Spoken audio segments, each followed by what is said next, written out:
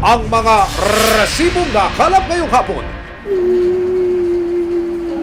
Sinugod, inundayan ng saksak at binugbog ng 4 na lalaki ang isang residente sa Caloocan City.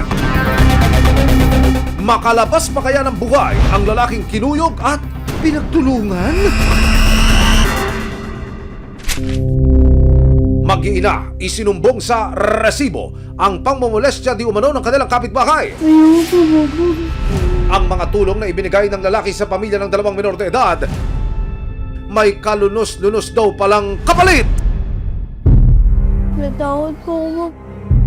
Sinabi po ng ate ko Ikaw magsasabi sa sabi ni Ninong, papatayin daw tayo. Susunod! Kasi lumalabas kasi sa amin lang ang lahat ng masama. Hindi po, ganito. Question niya sa akin kaganina, baka daw ulitin-uli ng anak ko. Hindi naman ganun kabalumbado ang anak ko. Hindi question, yung pangamba po. Pakikorek yung pinagsasasakta. Ano yung pinurot-korot? Saksak ko. Abangan mamaya ang pananamantalang naranasan umano ng 14 na taong gulang na si Rhea sa kamay ng sariling kapitbahay, may dalang mas malaking dagok sa dalagita. 6 na buwan na pala siyang buntis, hindi namin alam. Okay lang po na lumaki yung bata na basta makulong lang siya. Reaksyon, ebidensya, resibo, walang lusot ang may atraso. Reaksyon, ebidensya, resibo, walang lusot ang may atraso. Ano mang reklamo, bibigyan tugon. Bawat hinaing at problema, hahanapan ng solusyon. Ito ang bago ninyong sandigan, hindi palalampasin ang mga tiwali at maling gawi. Dito, walang ligtas sa kabisado at lalong walang lusot ang may atraso. Dahil ang lahat, hahanapan natin ang resibo. Magandang hapon, ako po si Emil Sumangis. 2 lalaking nagbibisikleta sa Caloocan nagkabanggaan at nagkairingan nang may rumespak para sa isang lalaki. Ang gulo, 4 versus 1 ang naging laban. Pero pagdating sa harapan sa barangay, ang mga lalaking mabilis pa sa 4:00 rumespak, tila nagsimula na raw magtago-taguan. Sa closed-circuit television o CCTV footage na kuha sa isang sulok ng Caloocan City noong March 22, makikita kung paano kinumpronta ng 2 lalaki ang nakaitim na lalaking nakatayo sa harap ng isang e-bike. Nang magkasagutan, tinulak at sinapak ng naka-gray na lalaki ang biktima. Ilang saglit pa, bumunot na ng patalim ang lalaki at inundayan ng saksakang nakasalampak ng biktima. Maya-maya pa, nakisali ang 2 pang lalaki sa gulo. Ang isang lalaking walang suot na pang-itaas na damit, kumuha ng upuan at paulit-ulit itong hinampas sa biktima. Susunod! Ito kasi dito din natin pinagsusuntok hanggang sa pumutok sa leeg dito. Ano nga ba ang punot-dulo ng pagkuyog nila kay Sunny? Mag-iina, isinumbong sa resibo ang pangmomolestya di umano ng kanilang kapitbahay. Ang mga tulong na ibinigay ng lalaki sa pamilya ng 2 menor de edad, may kalunos-lunos daw palang kapalit. Reaksyon, ebidensya, resibo, walang lusot ang may atraso. Reaksyon, ebidensya, resibo, walang lusot ang may atraso.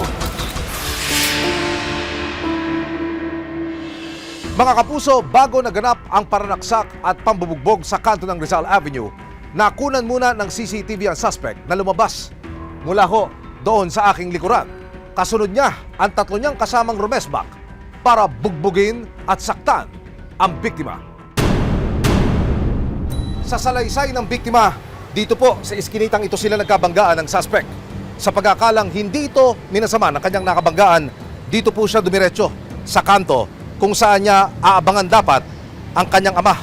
Pero ilang minuto lumipas, lumabas ang mga suspect mula sa iskinita kasama ang kanyang mga kaibigang rumesbak.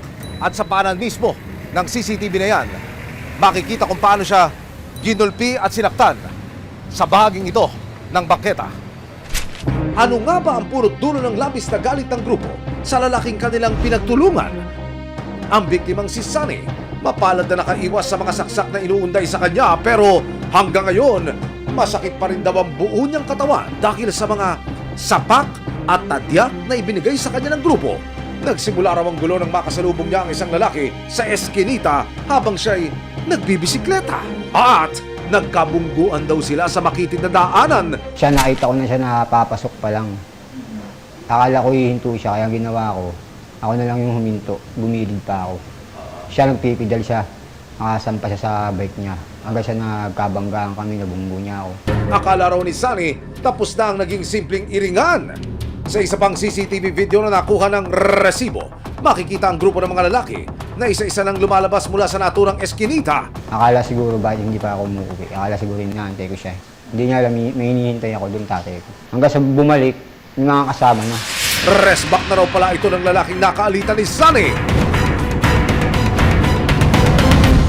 Ito kasi dito din natin pinagsusuntok eh, hanggang sa pumutok sa leeg dito. Kasi nakiga na po ako sa e-bike kaya yung katawan ko medyo hindi po nila nagagalaw. Kaya yung dito po, ulo. Ito po yung unang sinuntok. Ito po yung yung kutsilyo po na dumaplis po eh. Ayon sa medical legal report, nagtamo si Sunny ng contusions, lacerated wound at hematoma dahil sa insidente. Kaya naman ang kanyang ina na si Marivic de la Cruz hindi na nag-alinlangang humingi ng tulong sa resibo. Ang gusto ko lang po mangyari, mabigyan ng hustisya yung ginawa sa anak ko. Noong time na yun, pinatawag po niya. Pinasundo niya po sa mga tano niya, pero wala pong lumitaw kahit isa. Hindi ko na po nakita. Dahil kapos, minabuti na rin ng resibo na ipasiti scan si Sunny para malaman ang kanyang tunay na kalagayan. At dahil hindi na raw niya mahagilap ang mga lalaking nanakit noon sa kanyang anak, kabilang na ang may dalang panaksak na kinilalang si Darius. March 26, nagtungo si Marivic sa barangay sa pag-asang makakaharap pa ang grupo.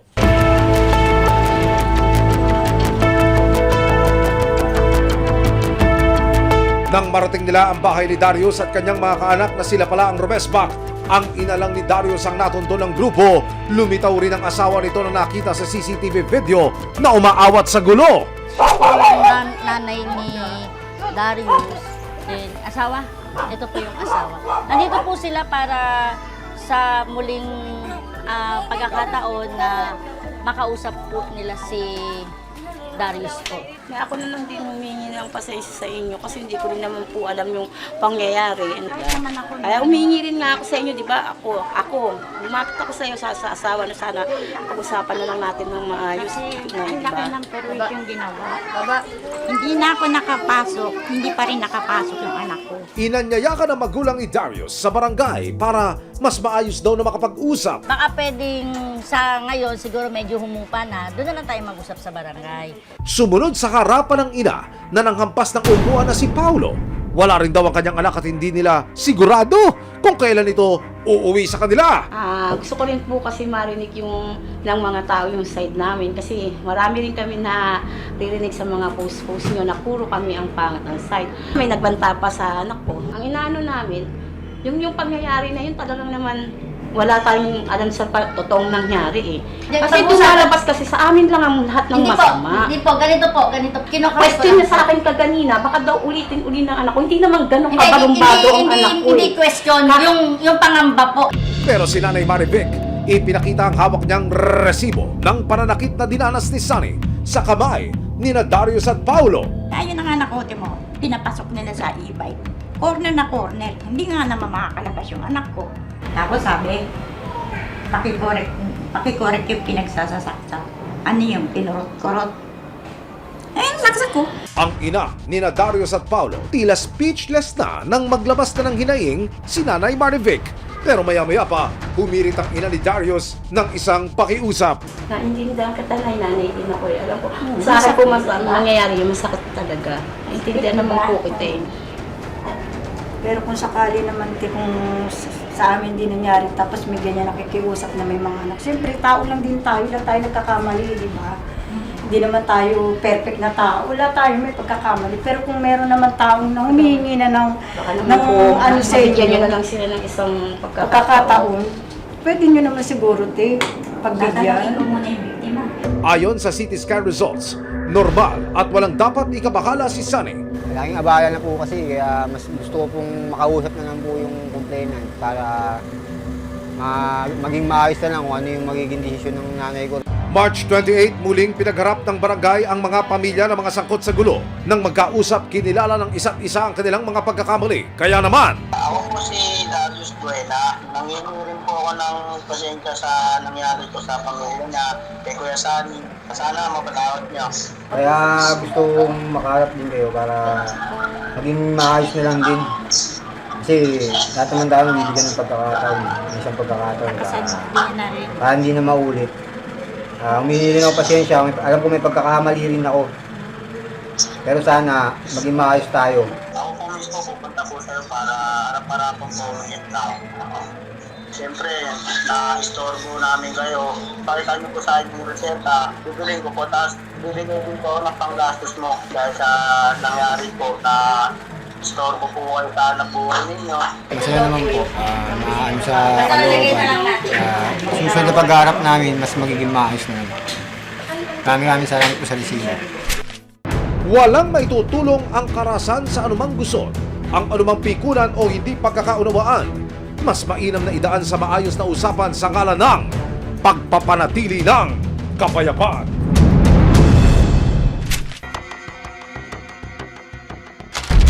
Ninong kung tawagin ng menor de edad na magkakapatid ang kanilang kapitbahay. Si Ninong panay alok daw ng ayuda sa tuwing dadalhin sa kanya ng PWD na ina ang kanyang mga anak. Yung pala, kapalit ng pagkain na binibigay sa pamilya, si kapitbahay minomolestya na di umano ang mga musmos na walang kamalay-malay. Wala kang patawad, Ninong! March 17, 2025, nakatanggap ang resibo ng isang nakababakalang mensahe. Ang reklamo ng 50 taong gulang na si Tonyo, hindi niya tunay na pangalan. Pinagsamantalakan daw ng isang lalaki ang 2 menor de edad. Ang mga biktima, anak ng pamangkin niyang isang person with disability o PWD. Nangyari ka ako yun, sabi ko, gano'n nakatagal yan? At saka ilang beses na? Sabi niyan, matagal na po, grade 3 pa po ata ako. Ay, ilang beses? Maraming beses na po, sabi gano'n. Nagsimula raw ang lahat noong March 14, 2025 nang mapansin ni Tonyo na lumalaki ang tiyan ng 14 na taong gulang na apo niyang si Rhea, hindi niya tunay na pangalan. Hindi rin nila alam, kaya lang nalaman nila nung nagbabago yung shape ng katawan ng bata. Sinabi niya sa nanay niya na, nanay, tingnan mo yung anak ni sabi gano'n, parang buntis. Dahil person with disability at hirap sa pag-intindi ang ina ng dalagita, pinanong ni Tonyo ang 11 taong gulang na kapatid ni Rhea na si Nika kung may nalalaman siya. Ayaw pa rin umamin ng bata. Tapos, ang nagkwento, yung kapatid. Una, hindi niya inaamin na kasali siya, pati siya, biktima. Lumilang pa doon ng ilang oras, tapos sinabi sa pisang pamangkin ko na, pati ako din, tita. Sinalbahe din ako. Nang ipa-pregnancy test nila si Rhea, dito na nakumpirma na nagdadalang tao nga ang dalagita. Ito po yung isang PT. Piniti ko po yung pamangkin ko. Dahil kasi nakikita ko kasi na iba yung hugis ng katawan niya. Hindi naman taba eh. Kaya ang ginawa ko, bumili ako ng PT. Piniti ko siya at nagtulay siya. Ang pagkumpirma sa pagbubuntis ni Rhea, nasundan na raw ng iba pang nakababakalang revelasyon tungkol sa tunay na sinapit ng dalagita. Ang itinuturong ng molestya raw kay Rhea, ang kapitbahay nilang kung tawagin ay Ninong. Sa nagdaang mga taon, panay alok daw nito ng pagkain at iba't ibang ayuda sa pamilya. Pero ang pagmamagandang loob ng pinagkatiwalaan nilang Ninong, may kapalit daw palang pananamantala sa kanilang kamusmusan.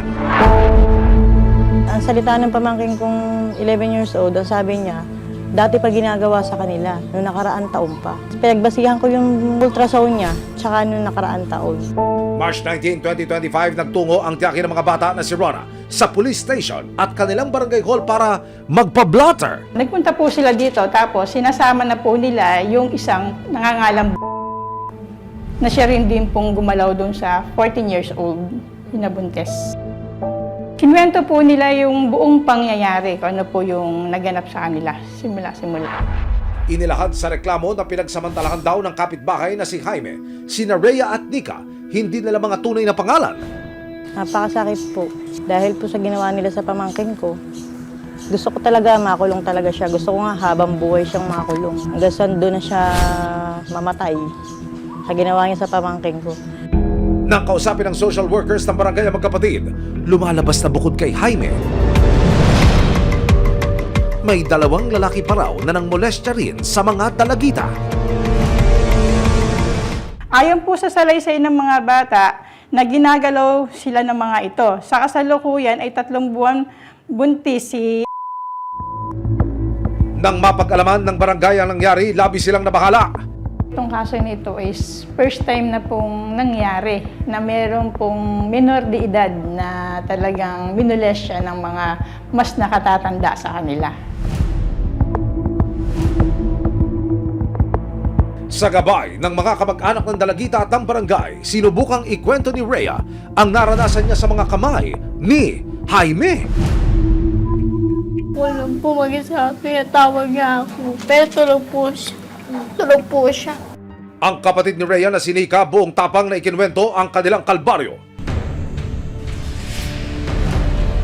Sabi po na Ninong, nando sa kwarto. Pinulong po sa ate ko, tapos sinabi po ng ate ko tara dito, sasabihin ako sa'yo. Ikaw magsasabi sa sabi ni Ninong, papatayin daw tayo. Natakot po ako mabuntis yung kapatid ko Nang lumabas ang resulta ng ultrasound ni Rhea, nalaman ni Tonyo at Rona na 6 na buwan nang nagdadalang tao ang dalagita. 6 na buwan na pala siyang buntis, hindi namin alam. Okay lang po na lumaki yung bata na basta makulong lang siya. Tanging hiling ng mag-anak, mapanagot si Jaime at 2 pang inireklamong sina Ingo at Enyong. Di nila mga tunay na pangalan, pero si Jaime, naglaho na raw na parang bula. Tumakas na nga siya baka ako hindi na siya bumalik Dahil nga nagtatago na nga Pero dapat nga po nung araw na yun, gusto ko makulong na talaga nun Habang sina Ingo at Enyong naman, sinusubukan pa raw na makipag-areglo sa pamilya. Pabot yung 2 matanda. Kahapon nagpunta pa rito yung matanda, ba't daw nasasali? Hindi lang ako nakapagpigil. Baka ako sabi ko sa kanila, magsilayas kayo dito. Sa husgado na lang kako tayo magharap. March 26, 2025, kasama ang resibo. Sinubukang hanapin ng mga kamani ng barangay sina Jaime, Ingo at Enyong upang makuha ang kanilang panig.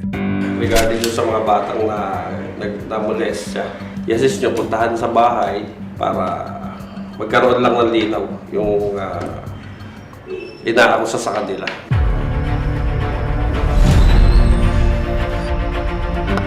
Unang pinuntahan ng barangay ang lugar ni Ingo, pero wala raw ito sa kanilang bahay. Tinry po nating kunin yung kanyang panig, subalit hindi po natin inabutan sa bahay. Sabi po ng pamilya, wala raw po doon. Sumunod naman nilang pinuntahan ang lugar ni Jaime na itinuturong tatay di umano ng ipinagbubuntis ni Rhea. Tao po, magandang tanghali po. Ang tanong lang po namin, nasa po si... Nag-service po na Arkela. Hindi pa po ba umuwi, ma'am? Since po nung nagpunta po tayo, nung makalawa, hanggang ngayon po, nasa biyahe pa rin. Yun po sinasabi. Paulit-ulit po sinasabi na nasa biyahe. Humarap sa resibo ang isa pang inireklamo na si Enyong. Iginit niya na walang katotohanan ang mga paratang sa kanya ng pamilya ng mga dalagita. Walang pinaralaman dun. Dinadala niyo pa raw po dito sa kwarto. Naku, manadala, may kasama ako dito. May natutulog na lalaki sa Kapagala. Nakatira sa akin, may maginang nakatira dito. Paano masasama dito, mapapasok dito? So, ibig sabihin po, wala, hindi niyo po ginalaw yung mga bata. Hindi, magkagalawin ko yung bata, may sarili ko pag-iisip. Sa kabila ng pagtanggi ni Enyong sa pangyayari, patuloy raw na ipaglalaban ni Rona at Tonyo ang hustisya para sa sinapit ni Rhea at Nika. Yun hong pagsasampa ng kaso, hindi po yan biro. Mahaba ang proseso at saka yung pagdaraanan natin hindi ho ganun kadali. Pero ano ho ang nagtulak sa pamilya para ituloy ang laban na ito? For justice po. Gusto ko lang po kasing magkaroon ng justice yung mga pamangkin ko. At para hindi na po maulit to. Maraming kababaihan na po na pinagsamantalahan niya, wala lang pong nagreklamo. Sa ngayon po, hindi ko po ito palalampasin. Kaya po lumapit po ako sa resibo para matulungan po kami. March 27, 2025, kasama ang resibo. Formal lang nagsampa ng reklamo sa Philippine National Police Women and Children Protection Center, Sinarona. Gaano po kahalaga, Madam Colonel, na ma-report ng mga biktima sa inyo yung mga kaso, reklamo, gaya po ng pang-aabuso, pang-momolestya, kasama na ho yung rape? Napakahalaga po nito kasi dito po ay pinapatunayan natin yung dignidad na abuso sa isang babae magkaroon ng proper justice. May mga special attention pa tayo dapat ibigay para sila ay makakuha ng justice. Para kay Nika, magpapatuloy pa rin daw siya sa pag-abot ng kanyang mga pangarap. Mayaman po, huwag po akong maarte kahit saan po. Natakot po akong mabuntis yung kapatid ko eh. Kahit po nag-aaway po kami, mahal ko pa din po yun. Para tulungan sina Rhea at Nika sa unti-unti nilang paghilom, sisimula na rin daw ng City Social Welfare and Development Office ang kanilang intervention para kina Rhea at Nika. Yan, kasi hindi natin alam kung pang long term ba yan eh. Kapag kasi ganyan talaga, hindi pa natin talaga maano kung gaano kalalim yung trauma ng bata. Kaya mas mainam po dyan yung long term monitoring tsaka follow up. Kami po sa tanggapan po ng CSWD, talagang yan po talaga ay tututukan po natin para ma-monitor yung kaninang kalagayan. Simula pa lang ng laban ni Rhea at Nika, pero nariyan ang kanilang pamilya at iba't ibang ahensya ng gobyerno para siguruhin ang kanilang kapakanan habang hindi bumibitiw sa pag-asang makakamit din nila ang hustisya para sa di umanong bangungot na pinagdaanan.